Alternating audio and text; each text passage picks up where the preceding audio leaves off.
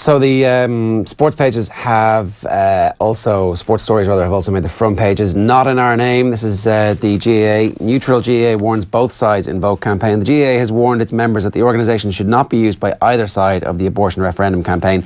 This is after the Tyrone coach Mickey Harte joined fellow stars in a GAA Athletes for a No Vote campaign.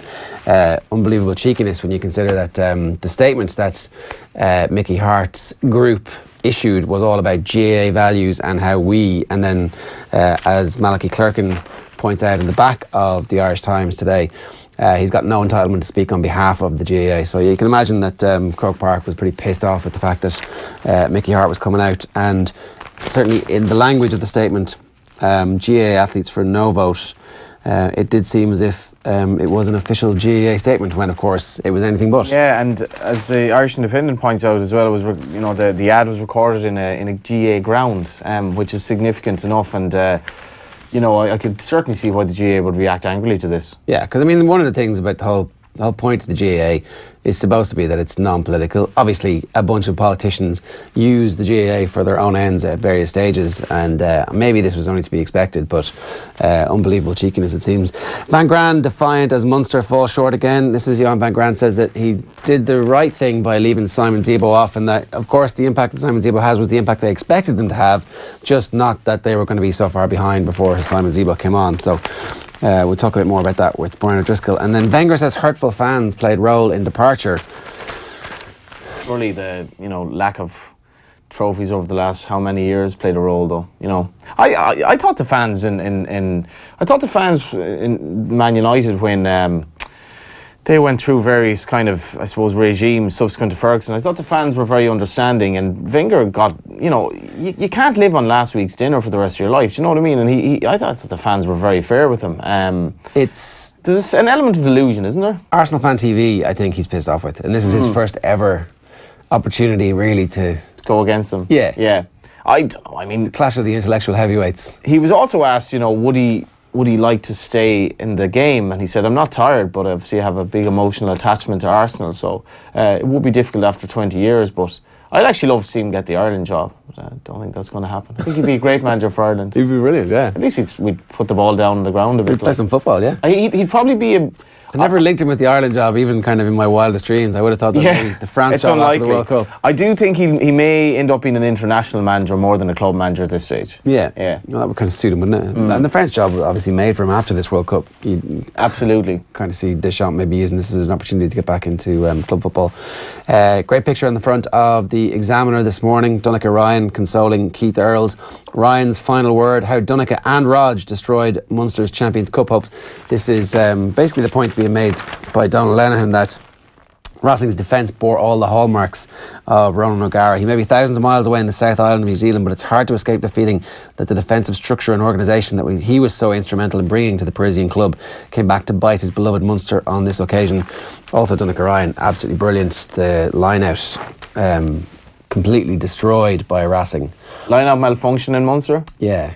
And obviously it's hard to know how much of that is because Munster psyched themselves out by the fact that, we're not going to change our calls, we're very confident in this. Their very first line out was like a short trick move, which got called back for forward pass, and you're kind of thinking, that's not a good start. Well, you're a little bit in your own heads there, lads.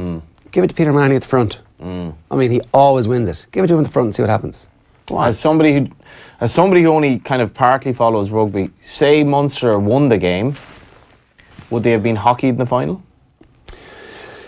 It's easy to say yes, because we'll never see it, and the disparity in performances between what Leinster did to Clonettley and what Racing did to Munster in that first half is it could have been a 50-burger. That's how bad Munster were in the first half, and then do you give Munster credit for Racing kind of taking their foot off the pedal in the second half? It's hard to do that really in any kind of, in any meaningful way. There's 5 points in it at the end, but the game is over. It's literally in stoppage time when the last 7 points are scored. Yeah.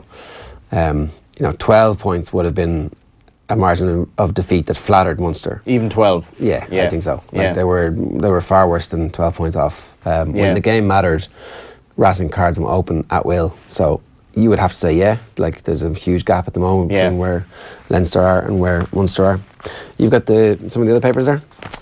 Yeah, the Indo obviously has that in the front page as well about the GAA players. I'd actually encourage you to buy this today. There's some very good piece in it because Daniel MacDonald has a really good piece with Barry Maguire. I'm not sure if you're familiar with Barry Maguire, but he's Irish-Dutch, which is quite unusual in itself.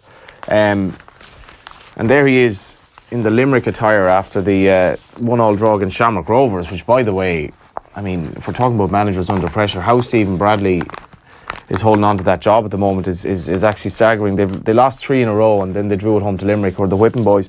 But Barry Maguire, his father moved to Europe kind of on a little trip to find himself when he was 19, but he found himself settling in Holland. Nice. And he spawned Barry, and Barry became a very good footballer. And there was a tug of war between Ireland and Holland for his signature, and he actually ended up meeting Trapattoni. And then he scored for Utrecht against Chelsea, or against Celtic rather, when they hockeyed them in the Europa League. And then he got this absolutely terrible injury doing like pre-season training, I think in the States. Basically, Dan says what he needed was a 6-month stopgap to bring him there, and that's what brought him to Norway rather, and a training exercise with Sarpsborg that involved 10 400-metre uphill runs through a forest. Afterwards, his back felt stiff. He basically he couldn't tie his shoelaces. He had to tie his shoelaces before he put on his shoes, and he had to put them on standing up. And he sounded really, really bad. But he's now 28, and he's trying to get his career back with Limerick. So that's an interesting piece. And also, Dan references the Shelbourne coach Davy O'Connor, who is running 10 marathons in 10 days to support Aware, and he suffered from depression in the past, and basically Dan says that he picked a repetitive circuit over road running. He's doing it in the Alsa to symbolise a never-ending feeling of mental illness, which I thought was really profound actually. It's not even 10 actual marathons where you're looking at stuff and no, so it's just repetitive. So he's just doing an Alsa, and it's what did he say, it's several laps, 10 marathons in 10 days, and 105 laps of the track.